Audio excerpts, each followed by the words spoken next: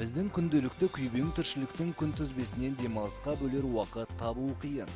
Ал ұсынар бағдарламамыздың аясында сіздер қызықты әлемге саяхат жасап, аңшылық пен балық аулаудың қыр-сырына қанық боласыздар. Әр апта сайын біз сіздерді Қазақстанның көз тартар ең көрікті аймақтарымен таныстырамыз.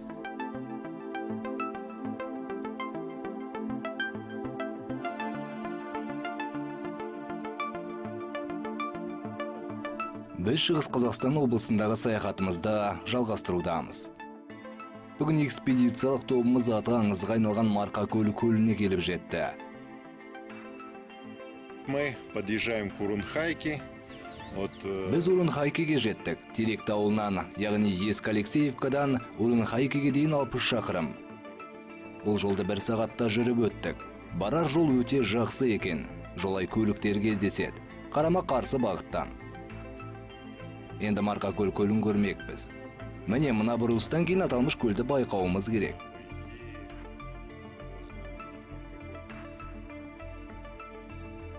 Асуға жетісімен алдымыздан көл айдына құшақ жайды. Жағасында ауылы орнығыпты. Құдды бір ертегі әлеміндегі суреттелген бейнелердей көрінеді.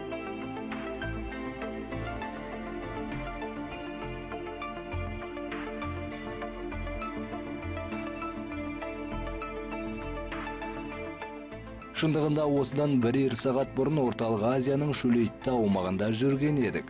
Енді Сібірге бір-ақ өтіптік. Адам сенгісіз жағдай. Оңтүстік Сібір болса да Сібір деген аты бар. Марқакөл аудандағы Орловка ауылы айналасы Қазақстандық полюс. Қыста ол жерде ауа температурасы -55 градусқа дейін төмендейді. Ал қар қалыңдығы 2 метрге дейін жетеді.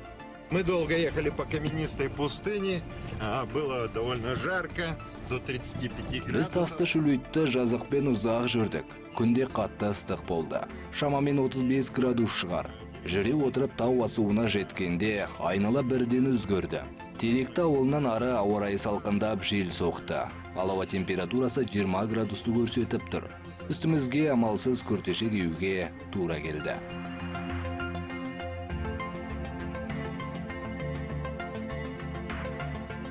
Кеш бата күн күрт бұзылып алай-дүлей жел тұра, сіркіреп жауын жауды. Жол сүрлеуіне сел жүріп, ақыр заман басталғандай күй кештік.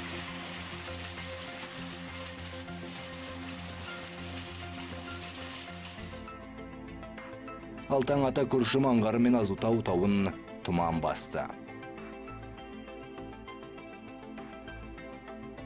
И вот мы в Урунхайке, это небольшая деревня.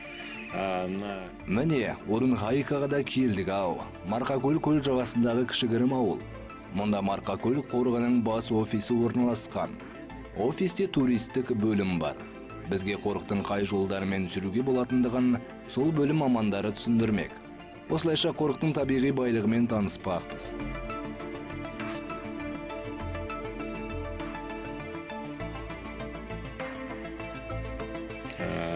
Здесь отличная рыбалка на сибирского линка. Табиғи орталықта тамаша Сібір балығы мекендейді.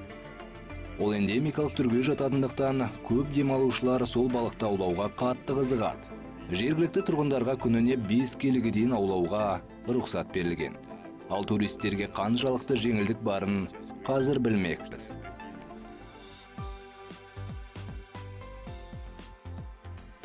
Көл солтүстік шығыстан оңтүстік батысқа созылып жатыр. Күршім жоталары мен Азутау тауының дәл ортасында. Балтық жүйесі бойынша көл биіктігі 1400 метрге жетеді.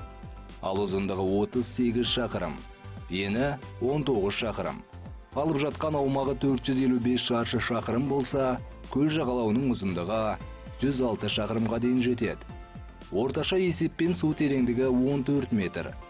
Ең тереңдеген орындары 24-27 метрге жетеді. Көлді 6,5 куб шақырымдық су құрап жатыр.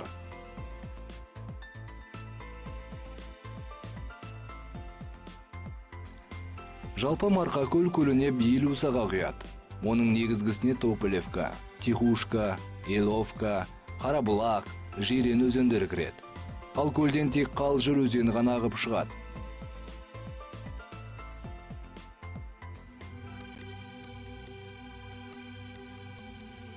Осылайша жоспарымыздағы нысан мен қорыққа келісімен таныса бастадық.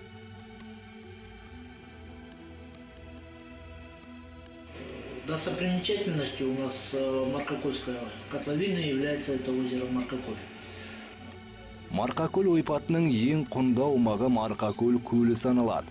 Өйткені көл суында сан түрлі эндемикалық балықтар тіршілік етеді. Су ихтиофаунасының басты балықтарына Маркакөл қара балығы және Маркакөл қарауызы жатады. Ал орнитофаунасына қызыл кітапқа енген түрлер кіреді. Бізде балықшылар ең көп шоғырланған аумақ.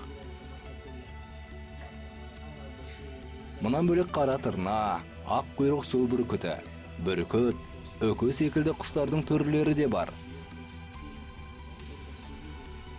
Осыдан біраз уақыт бұрын күршім жоталарынан қар барысының жүріп өткендігін де байқаған жергілікті тұрғындар.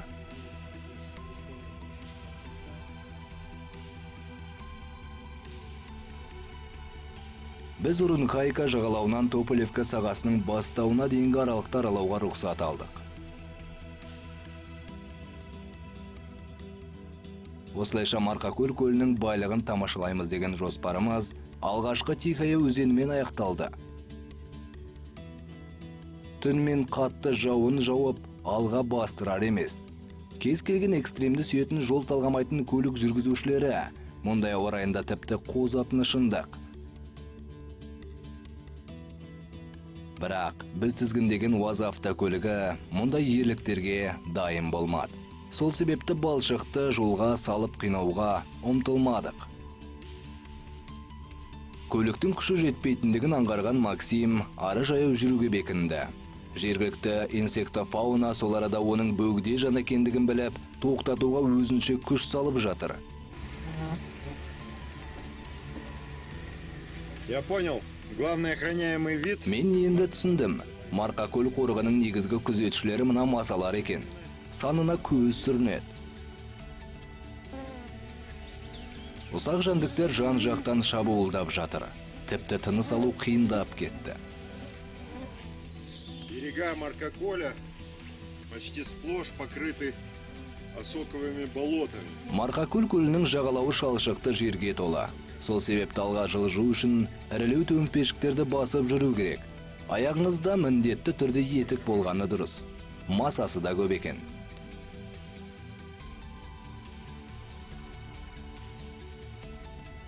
Қиында күрделі жолды зорға бағындырып келе жатқанымыз сол еді, тағы бір күзетке тап болдық. Алдымызда қызыл кітапқа енгізілген қара ләйлек. Бізден үріккенді жоқ. Құдды бір жүрісімізді мазақтап тұрғандай кейіпте қарады да артта қалды. Бұл жолды жаяу жүріп өту мүмкін емес екен. Жоспарланған ісіміздің алдынан кедергілер шыға берді.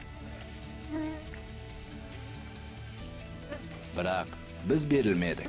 Бұдан әргі бағытымызда су техникасымен бағындырмаққа шешім қабылдадық. Ну вот мы исследовали как смогли Маркаколь с суши. Міне, Маркакөл көлін барынша жағадан зерттеуге тырыстық. Әрине жолымыз болмады. Жағалауынан өтуге емес, тіпті жүре де алмайды екенсің. Сондықтан кері Урунхайкаға қайтып, ол жақтан қайық жалдап көл бетін зерттеуге шықпақпыз.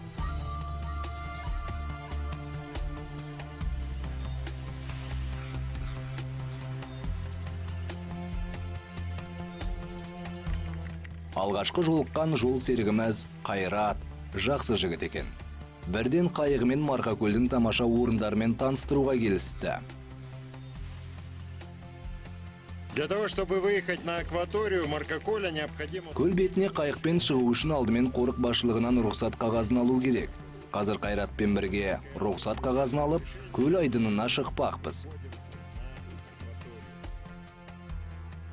Рекреационда аумаққа дейінгі сапарымызда қайық үстінде экологиялық экскурсия жасаудамыз.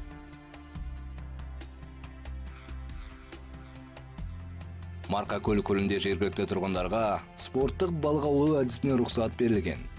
Қазіргі таңда осы көлде балық аулау туризміне биоанықтау жұмыстары жүргізіліп жатқан көрінеді. Яғни ұстадың ба, қайта суға жібер әдісімен. Бұл жүйе жергілікті тұрғындарды қоршаған ортаны бағалай білуге баулып, браконьерлік әрекеттерді жоюға септігін тигізеді дейді сарапшылар.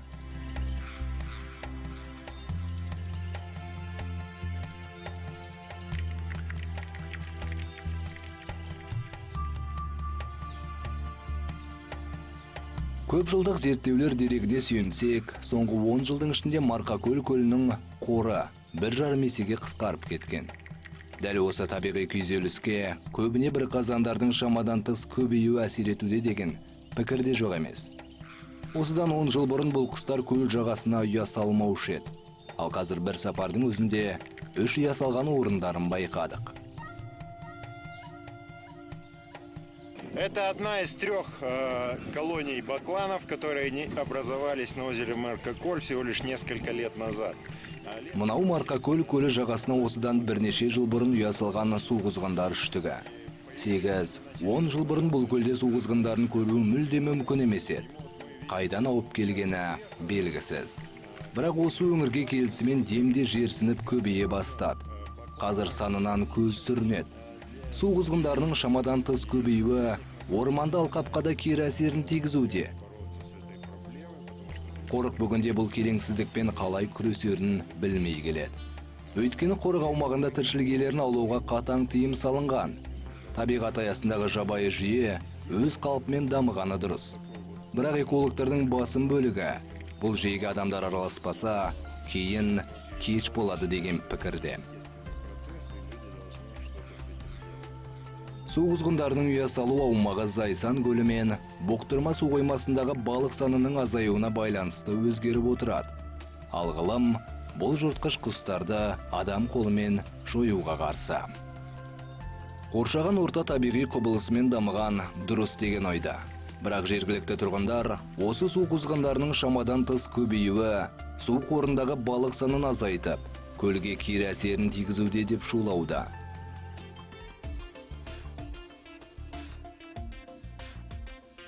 Марқакөл көлінде су астында балық аулауға тыйым салынған, ал фотоға түсіруге қарсы тарап жоқ. Су өтпейтін камераларымызды қолға ұстай, су астына сүңгіп кеттік.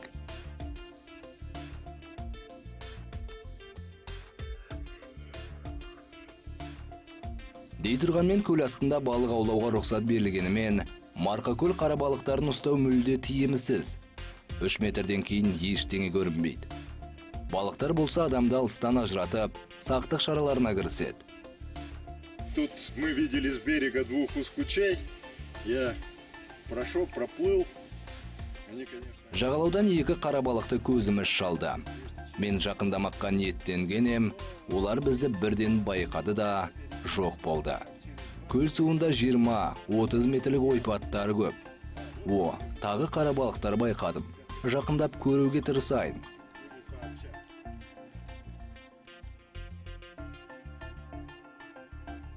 Су астында бірнеше мәрте балықтар құйрығы бұлғаңдады да, қатты жылдамдықпен жүзе жөнелді.